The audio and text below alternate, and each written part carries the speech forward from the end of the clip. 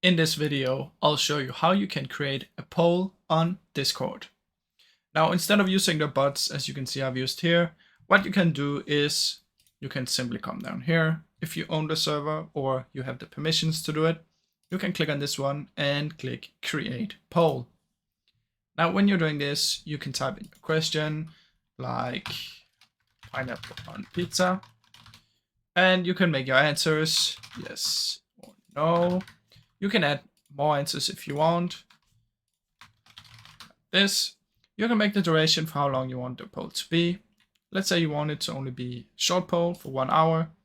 And you can also allow if you want people to choose different, like yes and no. So I'll do without this and I'll just simply press post. And as you can see, there's now a poll here. Now anyone in the access to this channel where I posted it will be able to click on it and then vote. Now when you vote, you'll be able to see the results here. If there's other people who voted on this, it will be different percentage, and that's basically how you can do it. So I really hope you enjoyed this video, and if you did, please leave a like and subscribe as it helps me out a ton. Thank you so much for watching.